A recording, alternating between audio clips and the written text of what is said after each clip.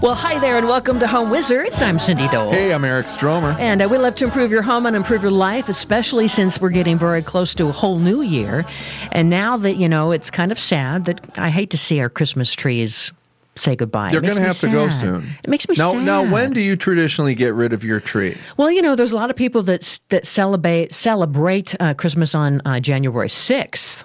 You know what I mean? Yeah. So, we usually let it linger a few days after the New Year's. I'm going to let mine go a couple of days assuming that it's not crispy. If you did the margarita thing, hopefully it's going to be... You know what? I did it after our last experience together. I did. Was it starting to do like, ole? I'm just noticing that, through the whole time we had the tree until after Christmas, it really started to suck water in big time. Good. Right? So I amended it with the margarita mix. So It really did help.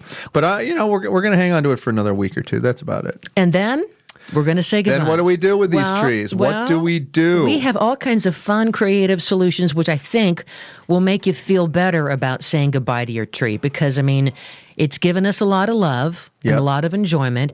And you can now use it and repurpose it in ways that will give back still.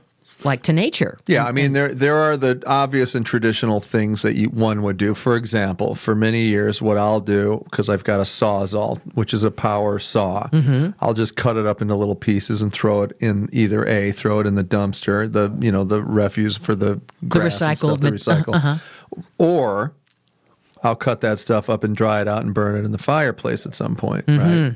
But for folks that don't have that ability, then, what are other options? And by the way, burning it in the fireplace, they say you absolutely need it to be dried out because otherwise it is an extreme fire hazard. You don't want to just go right from your nice... It'll burst into flames. Terrible. Yeah. And so the fire departments, wherever you live, say don't.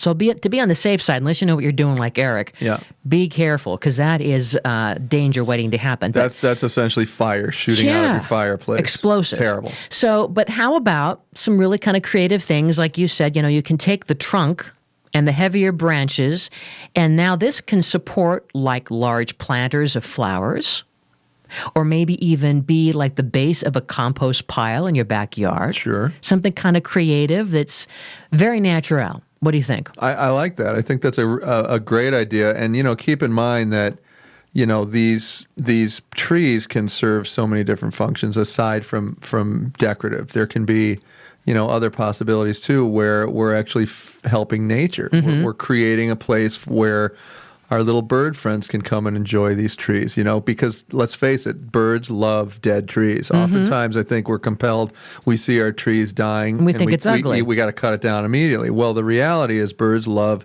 trees that are dead because they've got easy access to viewing everything around them. It's like little caves and condos in there. Exactly. So the used Christmas tree, if you can put it off on the side of the property somewhere, and they actually say if you'll spread a little bit of peanut butter or margarine or butter dipped with bird seed as well. Yum. Put it right by the bird feeder and rub it all over the areas of the tree. Sounds like a smorgasbord. It's a fun time. Nothing like peanut butter and bird seed on your hands.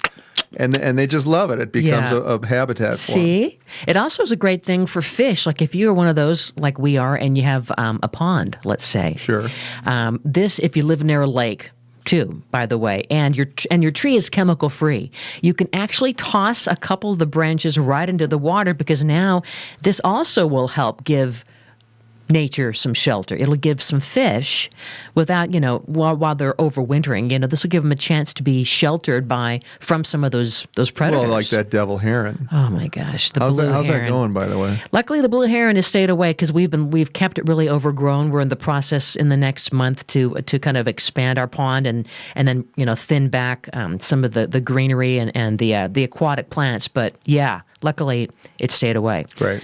Some other things, because isn't it kind of fun that there's some ways that you can do things with your tree and not feel as sad? Like, for instance, pine makes excellent winter mulch for those tender branches. Have you ever used the pine to make some mulch? Yeah, yes, because as I'm dragging the tree out the door, and you notice that you drop so much. It's really dry now. Right, it's really dry. So generally I'll just sweep all those needles up and I'll throw them in the garden. Oh, very good idea. Yeah. And you can even use some of those pine boughs as a great way to cover your garden beds for the winter season. That's a nice idea too, because I mean, seriously, think about it. It's like a blanketing effect over the seedlings. It's going to protect them and keep, the wind from blowing the topsoil away. It's a great idea. And if you are someone who has a Sawzall or the other tools like Eric is suggesting, you can really shave it down to these branches and use that as a way to kind of save your perennial flowers. You can kind of stack them up, and this will be helping also your rose roots and any berries that you're growing. And if you live in a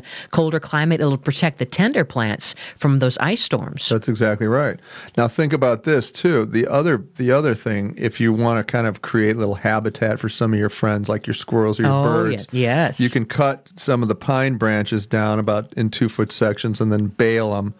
Create essentially a little bundle of kindling and stack them up again in some part of the yard that you can't see. It's just a great place for the squirrels to hang out. It's like you've created mixed-use housing. You've got retail on the first floor and, a place to stay on the second floor. Now, I mean, when you think of all these ideas, we're giving you at least a dozen great ideas that go above and beyond taking your whole tree after you've taken all the ornaments and the lights off and just having it sit there by the trash pickup. I mean, you could still take part of it and put it in the trash pickup area if you wanted for the city to come. But think of all these creative ways, like setting a stage for containers. You can saw the trunk into different lengths and now use the pieces as a flower pot riser for a dramatic group display of your containers. Oh, that's kind of cool. Kind of clever. Yeah.